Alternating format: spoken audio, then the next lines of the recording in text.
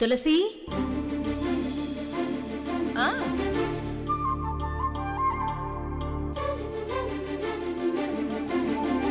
Washing machine on చేశాను, water తీసుకోవట్లేదు. అవునా, అలాగా? అరెరెరే, భలే చిక్కొచ్చి పడిందే. Washing machine పాడైనట్టుంది. మరి ఇప్పుడు ఏం చేద్దాం? ఏం చేద్దామేంటి, ఎలక్ట్రీషియన్ కు ఫోన్ చేసి రప్పించి చెక్ చేయిద్దాం. పవర్ సప్లై కరెక్ట్ గా ఉందో లేదో తెలుస్తుంది. పవర్ ప్రాబ్లం కాదు, మిషనే ప్రాబ్లం అని తెలిసిందనుకోండి, మెకానిక్ ని పిలిపిద్దాం, రిపేర్ చేయిద్దాం. ఫోన్ చేయండి మేడం. నువ్వు పని చేయటానికి వచ్చావా లేకపోతే నాకు పని చెప్పటానికి వచ్చావా? పని చేయడానికి వచ్చాను మేడం, కానీ ఆ పనిలో ఏమైనా ఎలాంటి ఇబ్బందులు వస్తే యజమానురాలు మీరే కదా మేడం, నేను చెప్పాలి. నాకే చెప్పాలి? కొత్త వాషింగ్ మిషన్ కొని 6 నెలలైనా కాలేదు, అప్పుడే పాడవటం ఏంటో? 5 years వారంటీతో కొన్న మిషన్ అలా ఎలా పాడైపోయిందో ఏమో. కన్స్యూమర్ ఫోరంలో కంప్లైంట్ రేస్ చేసి వాషింగ్ మిషన్ కంపెనీని కోర్టుకి ఇడిస్తా. పరిహారం చెల్లించమని డిమాండ్ చేస్తా. మేడం మేడం మేడం, అప్పటి వరకు ఈ బట్టలు ఏం చేయమంటారు? ఏం చేయడం ఏంటి? వాష్ చేయి. అంటే మీ ఉద్దేశం? వంట చేయడానికి దేవుడు నీకు 2 చేతులు ఇచ్చాడు కదా, ఆ చేతులతోనే బట్టలు శుభ్రంగా ఉతికారే. మేడం, వాషింగ్ మిషన్ రిపేర్ చేయించడానికి బదులు వారంటీలు, గ్యారంటీలు, కోర్టులు, పరిహారాలని నన్ను ఇబ్బంది పెట్టాలని చూస్తున్నారు ఏంటి మేడం ఇది? ఏ చేతులతో ఉతకలేవా? ఆ మాత్రం కష్టపడలేవా? కష్టాన్ని చూసి ఈ తులసి ఎప్పుడు పారిపోదు. అలా పారిపోయేదాన్నే అయితే పైకొచ్చేదాన్నే కాదు, సొసైటీలో అంత పేరు సంపాదించేదాన్నే కాదు. వాషింగ్ మిషన్ పాడైందని నేనేమి బట్టలు ఉతికే పని పోస్ట్ పోన్ చేయను. ఇక్కడ పని చేయడానికి వచ్చినప్పుడే డిసైడ్ అయ్యాను. ఏం డిసైడ్ అయ్యొచ్చావు? ఇలాంటి వాషింగ్స్ తో పాటు నీ బ్రెయిన్ కూడా వాష్ చేసిపోదామని. బట్టల్లో మురికి వదిలించడం నాకు తెలుసు, నీ మనసులో మురికి కూడా వదిలించడం తెలుసు. రకరకాలుగా నన్ను కార్నర్ చేసి నేను ఛాలెంజ్లో ఓడిపోయిన ఒక్క కారణంతో నా మీద ఎంత ప్రతీకారం తీర్చుకోవాలని చూస్తున్నావో, నన్నెంత అవమానించాలని చూస్తున్నావో నాకు తెలుసు. వీటన్నింటికి కూడా ఒక లెక్కుంది, అది నీ అకౌంట్లోనే జమ అవుతూ ఉంటుంది. ఇన్ని తప్పులు చేశానేంటా అని నువ్వు చాలా పశ్చాత్తాపడే రోజు దగ్గరలోనే ఉంది. ఒక్క నిమిషం తులసి.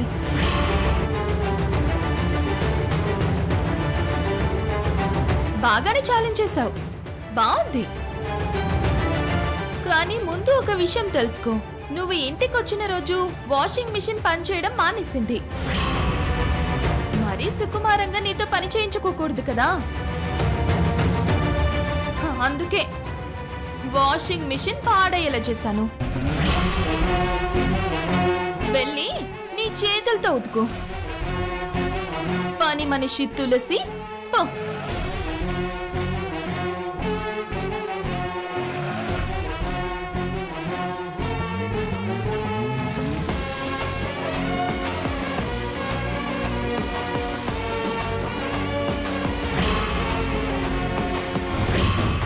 అత్తయ్య గారు,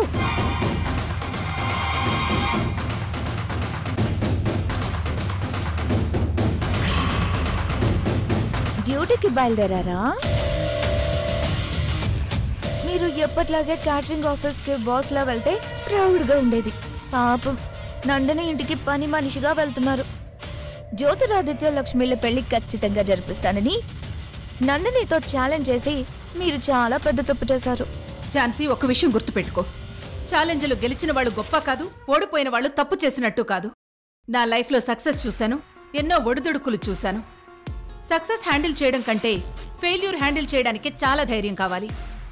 మనిషి కుంగిపోవడం, మనిషి మారడం, మాట తప్పడం, దిగజారడం ఇవన్నీ ఎక్కువగా ఫెయిల్యూర్లోనే జరుగుతూ ఉంటుంది. కానీ నేను మాట మీదే నిలబడతాను, కుంగిపోకుండా ఉంటాను. అదే ఈ తులసికి మిగతా వాళ్ళకి తేడా. అవునండి, అందుకే మీరు మీ కుటుంబాన్ని ఈ స్థాయికి తీసుకొచ్చారు. మీ గురించి ఇన్ని గొప్పలు చెప్పుకునే మీరు నా పెళ్లి చూపుల దగ్గర నుంచి నా నిశ్చితార్థం, నా పెళ్లి దాకా నన్నెందుకు చీట్ చేశారు? నన్నెందుకు ఇన్సల్ట్ చేశారు? ఎన్ని రోజులు గడిచినా మన మధ్య ఏం జరిగిందో అది నేను ఎప్పటికీ మర్చిపోలేను. చూడు ఝాన్సీ, అప్పుడు జరిగిన సంఘటనల్లో నువ్వు నన్ను తప్పుగా అర్థం చేసుకున్నావు. అంతే తప్ప నేను నిన్నెప్పుడు ఇన్సల్ట్ చేయలేదు. అప్పటి నుంచి ఇప్పటి వరకు మీరు చెప్పేది ఇదే కదా. ప్రత్యక్షంగా నా కోపం మీ మీద తీర్చుకుందామని ఇక్కడ ట్రై చేస్తే ఈశ్వర్ ఎంటర్ అయిపోతున్నాడు. కనీసం నందిని రూపంలో అయినా నా కోపం ఈగో కాస్త తీరుతుంది. మీరు ఇలానే నందిని ఇంట్లో పనికెళ్ళాలి. పాత విషయాల్ని గుర్తు పెట్టుకొని నందిని మిమ్మల్ని బాగా టార్చర్ పెట్టాలి. మిమ్మల్ని ఎలా టార్చర్ పెట్టాలి, మీతో ఎలా పని చేయిస్తూ మిమ్మల్ని ఎలా అవమానించాలో కూడా నందినికి నేను కూడా కొన్ని ఐడియాస్ ఇస్తాను. మెంటల్ గా ఫిజికల్ గా మిమ్మల్ని ఆడుకోకపోతే ఒట్టు. వెళ్ళిరండి అత్తయ్య గారు. పనికి వెళ్ళడం ఆలస్యం అయితే అది ఇంకో అవమానం. వెళ్ళండి.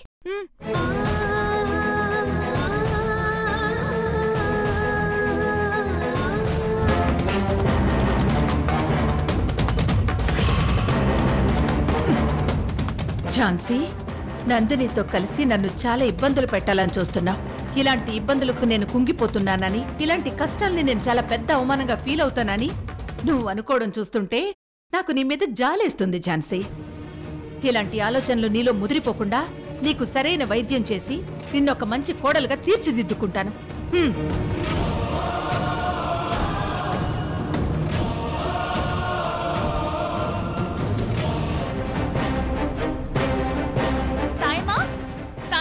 ఏంటమ్మా? తులసికి బట్టలు ఉతికే పని అప్పచెప్పాను. వెళ్ళొకసారి చూడు. సాయి మాత్రం చేయకు. అలాగేనమ్మా.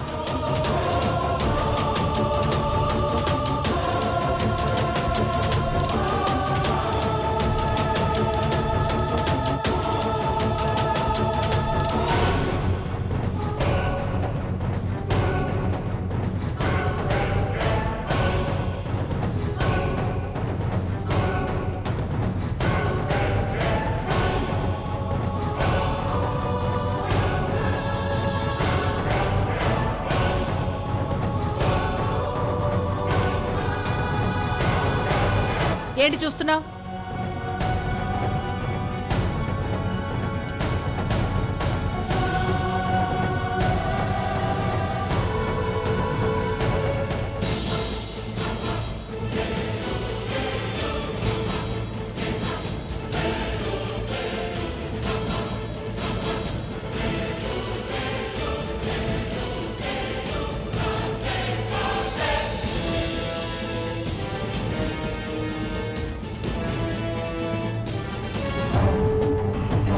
ఇలానే ఇంతకు మించి ఆ తులసిని టార్చర్ పెడుతూనే ఉండాలి.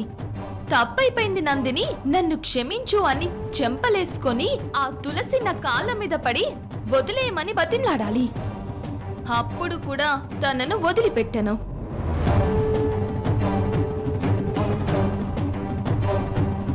నందిని, వచ్చావా? కూర్చో లక్ష్మి.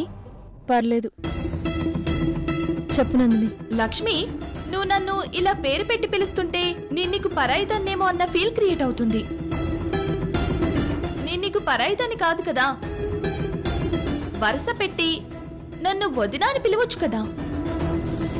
అలా పిలవడానికి నాకేం అభ్యంతరం లేదు. Thank you Lakshmi. దాకా గుడి నుంచి నువ్వు సంజయ్ ఇంటికి వచ్చినప్పుడు నన్ను సపోర్ట్ చేసి ఆ తులసితో చాలా స్ట్రాంగ్ గా మాట్లాడావు. నెమ్మది నెమ్మదిగా ఈ కుటుంబాన్ని, మమ్మల్ని మీ వారిగా యాక్సెప్ట్ చేస్తున్నావని అర్థమవుతుంది. అందుకే నీకు థ్యాంక్స్ చెప్తున్నాను. ఇంతకీ నన్నెందుకు పిలిచినట్టు? అది కూడా ఫోన్తో ఎందుకు రమ్మన్నట్టు? చూడు అడ్వకేట్ లక్ష్మి, ఎందుకు ఏంటి అని క్రాస్ ఎగ్జామినేషన్ చేయటానికి ఇది కోర్టు కాదు, నేను ముద్దాయిని కాదు.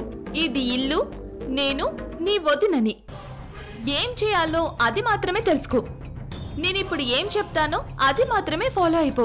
అంత హ్యాపీగా ఉంటుంది. నీ ఫోన్ ఇలా ఇవ్వు.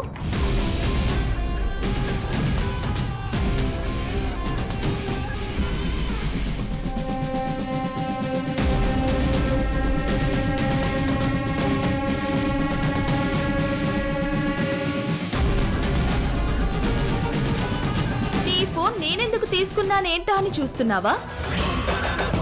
నీ కాల్ హిస్టరీ చెక్ చేసి నీకు జ్యోతి కాల్ చేశాడా, నువ్వు జ్యోతికి కాల్ చేసావా చెక్ చేయడానికి కాదులే, కంగారు పడకు.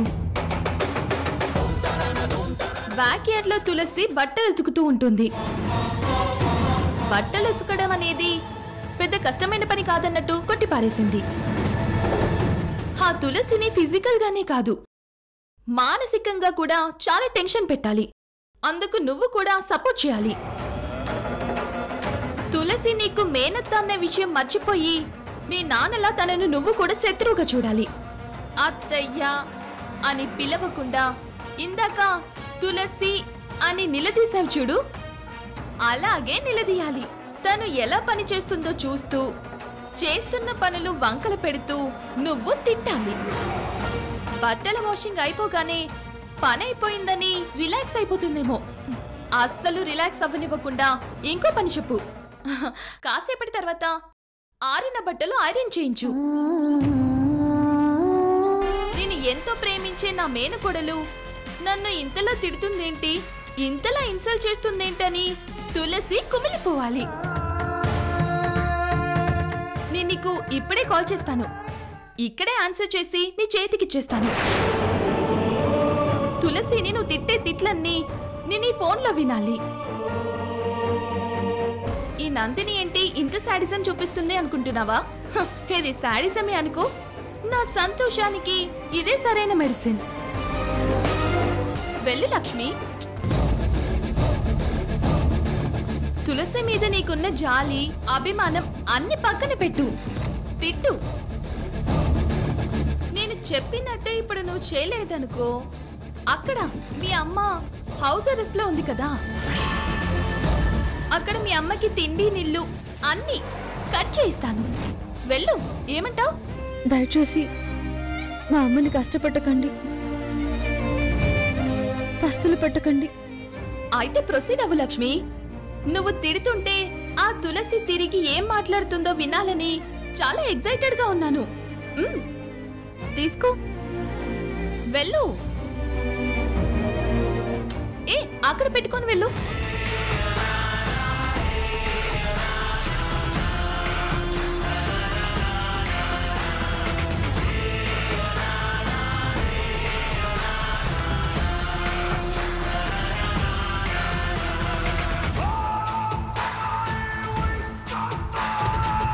ఏ తులసి, నిన్నే. లక్ష్మి. లక్ష్మమ్మ,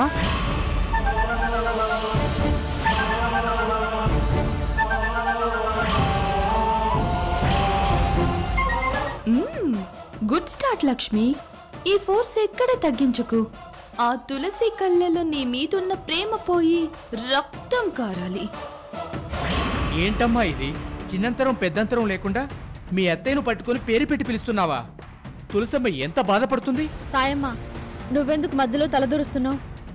పని వాళ్ళని పేరు పెట్టి పిలవకుండా తులసి గారు, మేడం గారు అని గౌరవంగా పిలవాలా? నేను ఇంటి కోడల్ని. మా నందిని వదిన తర్వాత ఈ ఇంటికి నేనే యజమానురాల్ని. ఈ తులసిని నేను ఇలానే పిలుస్తాను, ఇలానే అరుస్తాను, పనులు చేయించుకుంటాను. ఇక్కడ పని చేయడం ఇష్టం లేకపోతే మానేమను.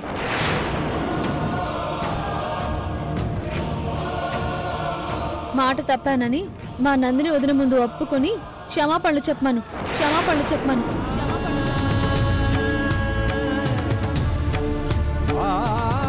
లక్ష్మి, నువ్వేనా ఇలా మాట్లాడుతుంది? ఏ మాట్లాడకూడదా?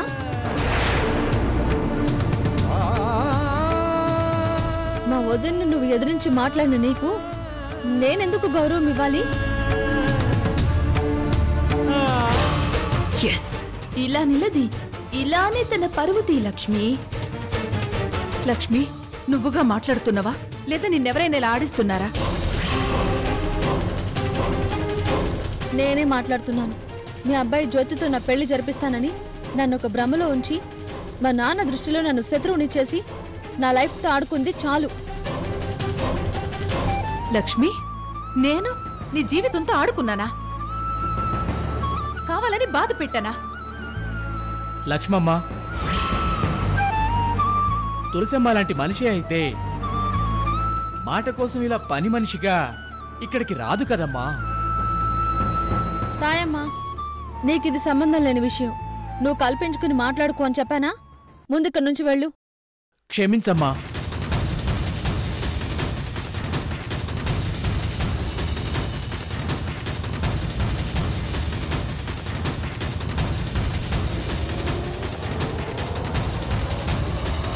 లక్ష్మి, నీ ఆవేశం వెనక, నువ్విలా ప్రవర్తించే తీరు వెనక ఎవరున్నారో నాకు అర్థమైపోయింది.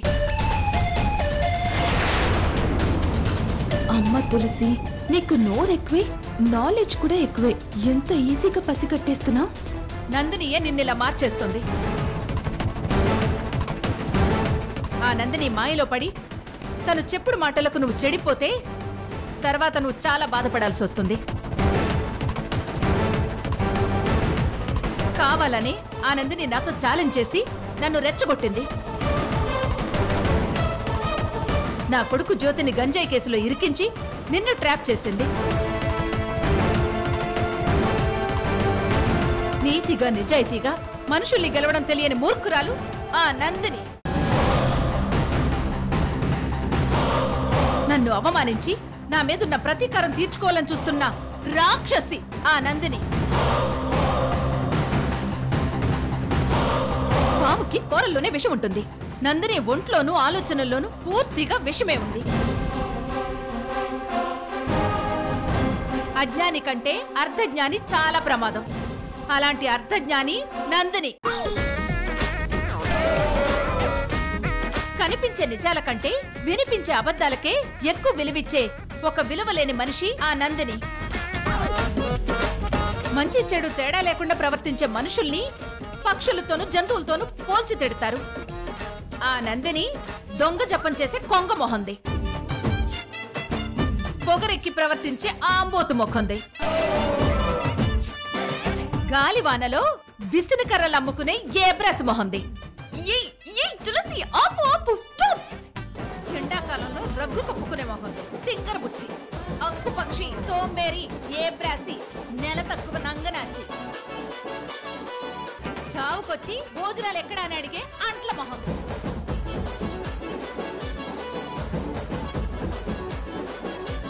ఫైనల్ గా ఒక విషయం చెప్తాను, విను. ఎవరెంత పాపం చేసుకుంటే అంత పాపం వాళ్లే అనుభవించాలి.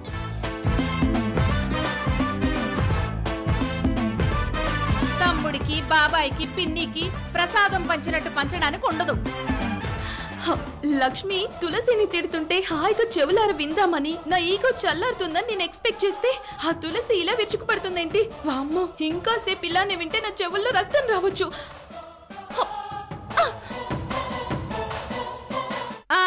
అర్థమైందా?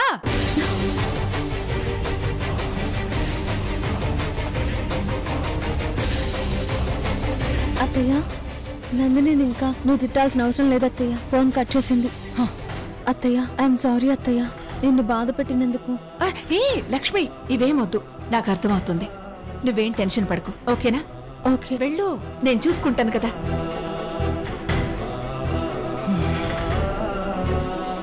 నా మీద పగ సాధించే పంతంతో ఆ నందిని ఆటలు ఎక్కువ అవుతున్నాయి.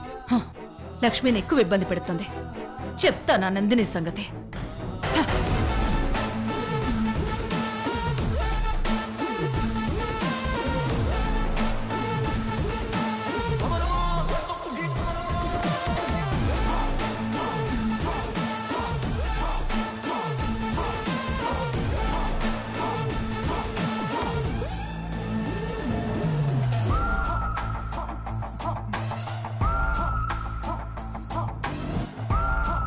నందిని వదినా, ఏంటో చెప్పు లక్ష్మి. చెప్పటం ఏంటొదినా? ఆ తులసిని చెడుగుడు ఆడేశాను. తన ఫేస్ చూడాలి, మాడిపోయిన పెసరట్టులా అయిపోయింది, మాడిపోయిన వంకాయలా అయిపోయింది. వంకాయ కాకరకాయ అని నువ్వు నాకు కబుర్లు చెప్పకు. నేనంతా విన్నాను కదా. నువ్వు స్టార్ట్ చేయడం బాగానే స్టార్ట్ చేసావు, కానీ వెంటనే పూనకం వచ్చినట్టు ఆ తులసి వాగటం స్టార్ట్ చేసింది కదా. అవును, అంతా వినే ఉంటావు కదా. మీరు అసలు నిజాయితీ లేని మూర్ఖులంట. మీరు ఆ తులసి మీద పగ తీర్చుకోవాలని చూస్తున్న రాక్షసంట. పాము కూరల్లో విషం ఉంటుంది, మీకైతే ఒళ్ళంతా ఉంటుందంట. మీ పాపాలు మీరే అనుభవించాలంట. ఇంకా మీరు ఒక సైకో, సాడిస్టు, మోనార్క్, అక్కుపక్షి. మన మధ్యలోకి సంజయ్ వచ్చినంత మాత్రాన నేను నిన్ను మర్చిపోవాలా? నువ్వు నిజం చెప్పు, నా మీద ఒట్టేసి చెప్పు. నన్ను మనసులో పెట్టుకుని నువ్వు వాడితో జీవితం పంచుకోగలవా? సంతోషంగా ఉండగలవా?